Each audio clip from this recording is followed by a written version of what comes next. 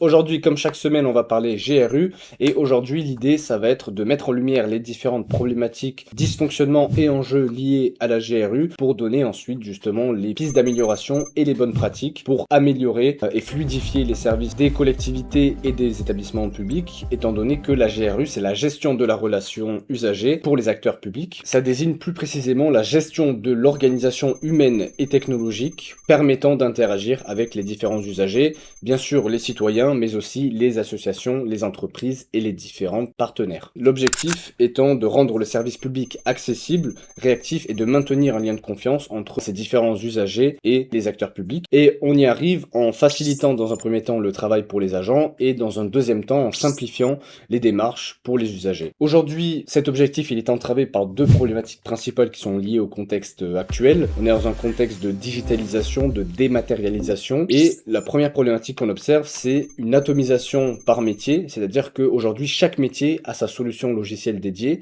et donc à son portail associé. Par exemple, si on prend le scénario d'une mère de famille, elle doit créer 4 comptes différents pour communiquer avec la même mairie. Donc par exemple, un premier compte pour inscrire son petit à la crèche, un deuxième compte pour inscrire son autre enfant aux vacances de ski, et ensuite un troisième compte pour refaire sa carte d'identité, et enfin elle doit télécharger l'application et de nouveau créer un compte pour signaler par exemple un lampadaire dysfonctionnant devant chez elle. Autant de comptes finalement pour communiquer avec la même mairie. Et du côté de la collectivité, on se retrouve avec une multitude de bases de données identiques, et lorsqu'il y a un changement d'adresse par exemple, une ressaisie est nécessaire dans chaque logiciel et malheureusement parfois elle n'est même pas faite. La deuxième problématique qu'on observe c'est la différence de traitement selon le canal. Donc par exemple un nid de poule signalé par courrier ne sera pas traité de la même manière et avec la même efficacité que s'il avait été signalé via un téléservice.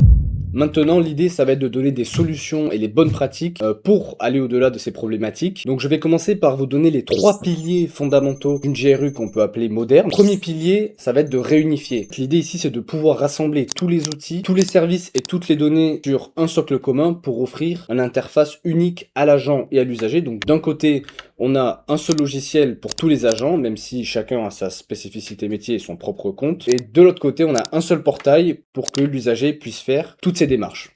Le deuxième pilier, c'est de tracer. Donc pour une bonne GRU, il faut pouvoir assurer un suivi de bout en bout de chaque demande pour ne plus rien perdre et surtout pour pouvoir répondre à l'usager de façon complète et rapide. Ceci va aussi permettre de donner un état d'avancement en direct à l'usager et dans un deuxième temps de construire un historique des demandes pour générer des tableaux de bord, pouvoir faire différentes analyses, avoir une vue globale et prendre des décisions pour améliorer les services. Et le troisième point, c'est d'harmoniser. Donc ici, il s'agit en fait de standardiser la manière de répondre et d'interagir avec l'usager, notamment avec des modèles de documents prédéfinis et globalement une charte graphique commune pour qu'il y ait une manière de communiquer standardisée entre l'usager et la collectivité. Pour finir, nous allons aborder les 5 aspects clés justement qui reprennent ces piliers et qui permettent une GRU moderne. Le premier aspect, c'est l'aspect multimétier. Ce n'est pas un logiciel par métier, mais bien un logiciel avec un référentiel usager auquel on vient ajouter différents modules dédiés à chaque métier, mais qui reposent tous justement sur ce socle commun. Le deuxième aspect, c'est l'omnicanalité. Une bonne GRU doit pouvoir capter les demandes depuis tous les types de canaux, donc le guichet, le web, le téléphone, le papier, et les faire converger vers le logiciel de gestion centrale qui va ensuite lui dispatcher les demandes aux différents services. Le troisième aspect, c'est l'aspect multitypologie d'usagers. Il faut bien sûr être en capacité de répondre aux demandes des citoyens, mais il faut également pouvoir gérer les demandes et les interactions avec les associations, les entreprises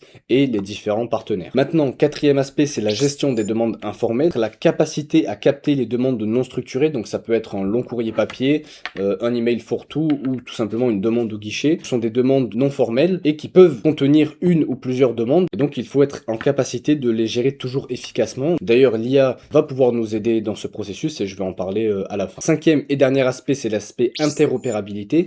Donc il faut voir ce logiciel de gestion comme plutôt un middle office qui va justement communiquer via des API avec des logiciels métiers tels que la gestion financière, le médico-social, la GED, le courrier ou même le parapheur. Pour la fin, on va voir les 2 bonus pour une GRU augmentée et sécurisée. Donc sécurisée, bien sûr, on parle du cadre RGPD. Qui dit logiciel central ne dit pas forcément partage de toutes les données, c'est-à-dire que le premier aspect, ça va être l'étanchéité. Donc il va falloir falloir gérer la visibilité de documents et des informations selon leur finalité. Donc par exemple, le service cantine voit les allergies d'un enfant, mais les autres services n'y ont pas accès. À l'inverse, on ne demande pas une pièce d'identité ou un justificatif de domicile s'il a déjà été demandé par un autre service et qu'il est valide. Le deuxième aspect, c'est la souveraineté, et ici c'est l'importance d'avoir une solution 100% française, hébergée en France, avec notamment les certifications ISO 27001 et HDS. Et donc pour l'aspect GRU augmenté, on va bien sûr parler de l'IA, qui peut être exploité à différents niveaux, notamment pour les demandes informelles. Donc en fait l'IA va lire et analyser un mail, ou un courrier d'ailleurs, et le dispatcher au bon service. Le deuxième niveau, c'est le contrôle à la volée. L'IA va analyser les documents et fournir en fait une réponse directe pour indiquer si la pièce est valide ou non.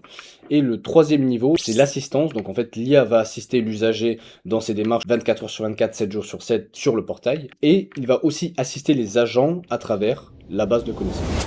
J'espère que cette vidéo vous en aura appris plus sur ce qu'est la GRU et quelles sont les différentes bonnes pratiques pour justement améliorer les services et la satisfaction des usagers. Puis moi je vous retrouve la semaine prochaine pour un nouveau sujet autour de la GRU.